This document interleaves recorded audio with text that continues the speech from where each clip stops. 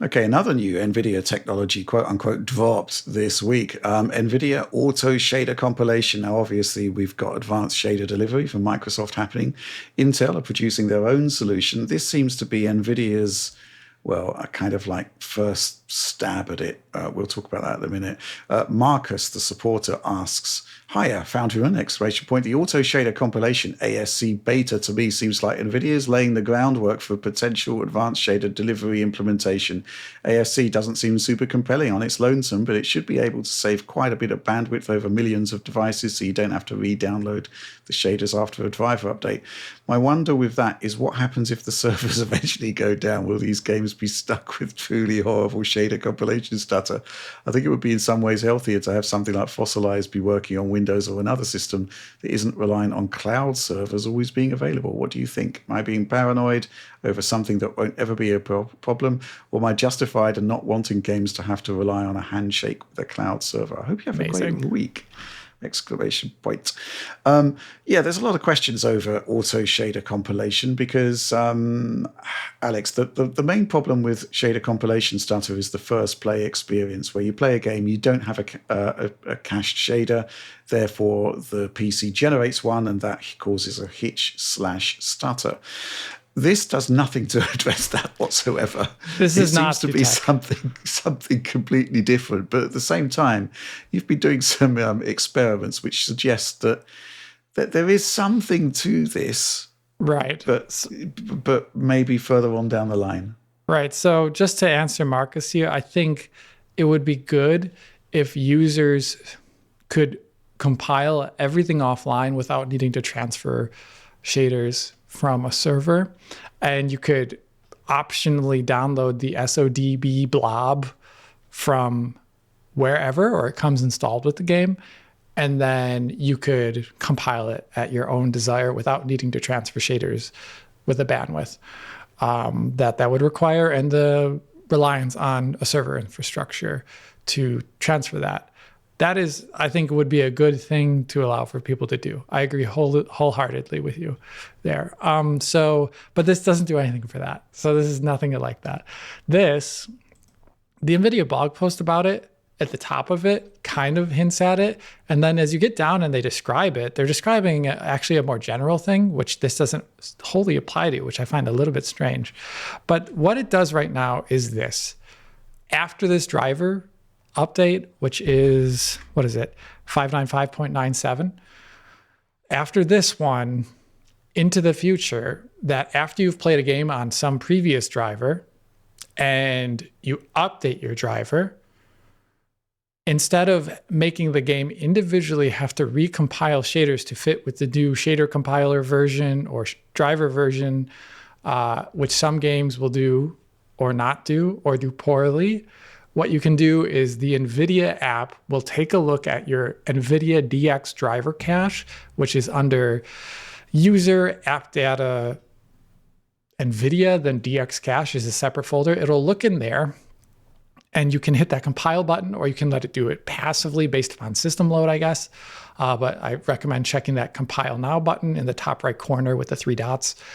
And then it will just recompile the previously made shaders from a previous driver version to your current driver version. So that means it will not solve at all the issue you have where you load up, if you downloaded a new game during that time and wanted to play it and it had driver compilation, shader compilation issues, this would not fix it at all. If you have games installed on your machine and you hit that compile now button and you've never played them before, this does nothing. It'll literally do nothing. So this is a very specific thing that I think affects people who play games like Fortnite that have arguably not very good shader compilation or problematic shader compilation, and then they update their driver and they run into the issues that Fortnite has all the time, again, just by virtue of having updated their driver. Instead, this may fix that more niche issue of people who play always online games with shader compilation issues. But as Rich was saying, I did do some experimentation because I thought, what the heck is the driver doing here exactly? And what I did is I played a game that I know has shader compilation issues within the first 5 seconds of gameplay. And that is Ghost Runner, where you just load up that game, First 5 seconds, it's stutter city. Like you jabs the sword in a guy and it's just like 500 milliseconds or whatever the stutter is when you do that. I did that on one machine with an RTX 5090, and then I took the DX cache from that machine in that Nvidia folder I just described, and I, like USB sticked or brought it over the network to a different machine with an RTX 4070 Super, the Ryzen 5 3600 machine. I put them in the right folder, and then I hit the compile now button. And the interesting thing is, it actually did something. It like repopulated that DX cache folder with versions of that, of those shaders. Like it was something like 16 megabytes or something like that, and it did duplicate it over with a change. So it did do something. But then I loaded up the game on that 4070 Super, and it stuttered as always. So then I tried out a GPU within the same driver family or same architecture, this time doing the 4070 Super, transferring shaders to a 4060, nothing. Same issue again. It would do something to those files. It would like reorganize them, respit them out again, but it wouldn't actually help the issue of a game stuttering again. So these shaders that it is generating with this new ACS thing seem to be tied to the exact same GPU type. So one thing I did is then I played with an RTX 4060 on the Ryzen 5 3600 machine, took its shader cache from there and transferred it over to a different machine with an RTX 4060. And guess what? It didn't have shader compilation stutter when I started playing Ghost Runner for the first time on what would have otherwise been a clean machine. So as I can see right now, at least right now, you can transfer shaders from the DX cache folder for similar GPUs, for the exact same GPU, RTX 4060 in this case, it was what I tested. And theoretically, this should live through all future driver versions. So if users really wanted to right now, they could start creating internet shader caches for games they love that are based upon specific GPUs. That seems like a lot of work though. But I think the future that I would like to see for this is quite different than it currently is. And maybe since this is just a beta version of what this is, it'll do more things in the future, a lot better things, more useful things.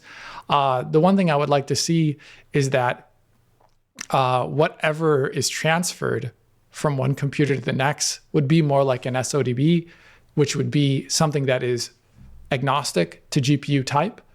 And unlike right now, it targets only one GPU, it seems.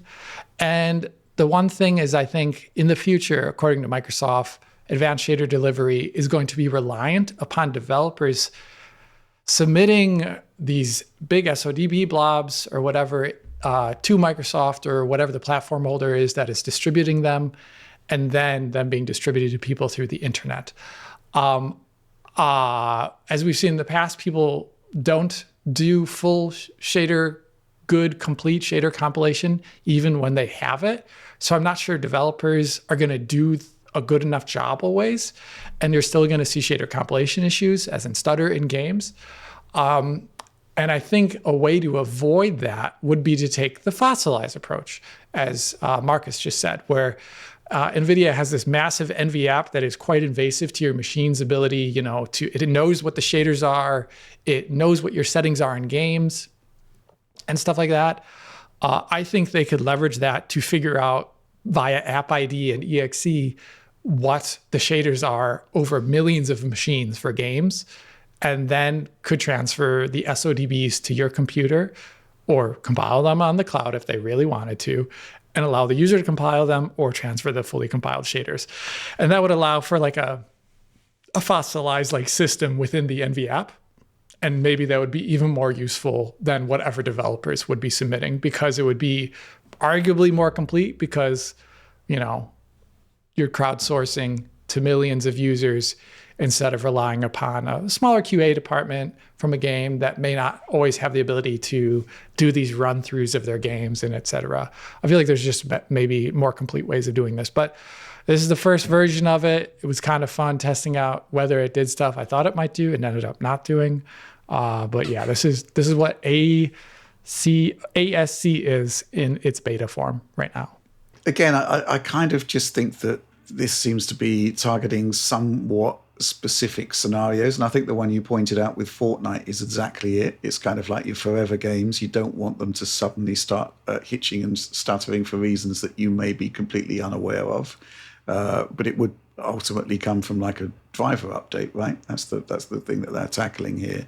So it's sort of like aiming for stability when I actually think there is a much larger problem that needs to be addressed. And the thing that sort of strikes me about this is that the kind of fundamental building blocks, it's kind of demonstrating that Nvidia does have some level of control over them, right? And they can do something about it, but it does seem to be just quite a limited solution. The amount of access that the Nvidia has to your system, there'd have to be some sort of opt-in / opt-out. I am willing to share my shaders. But the point is that if you have this kind of phone home system, then you can essentially, gain access to thousands upon thousands of users who are playing these games, who've compiled these shaders. And I think it seems to be the case with this, that once you've got a set of shaders for one GPU, it can be deployed to anybody using the same GPU. That's what your test has kind of demonstrated, right, Alex? That's what it was. And I think it's forward compatible based upon the whole reason this option exists. So, yeah. Yeah. So, they would only need one set of shaders for one GPU, assuming it's complete, and that could be deployed pretty much to everyone. And you're talking about what, like 16 megabytes worth of files? That's what it was for just the intro start of the game. I bet as you go forward here, it's probably a bit more. Probably going to be more. Yeah. It's still, in the era of multi-gigabyte patches and stuff, it's small fry though, isn't it? Yeah, I think so. That's why I think the SODB thing that I was talking about earlier is more interesting, because you transfer something original that then is compiled on the user's local machine, which is perhaps a better way to do this. But can only the developers provide those, though? I think at the moment that's what advanced shader delivery from Microsoft is targeting. I've heard in the past from people who don't work at Microsoft that since shader programs are essentially kind of like EXEs, that there is a lack of trust or a risk avoidance to allowing users to upload them to some sort of database that then is downloaded on someone else's machine and then compiled, because it may contain malicious code or something like that. That's what I've heard. But Fossilize doesn't have this issue, so I think there's a way to solve it.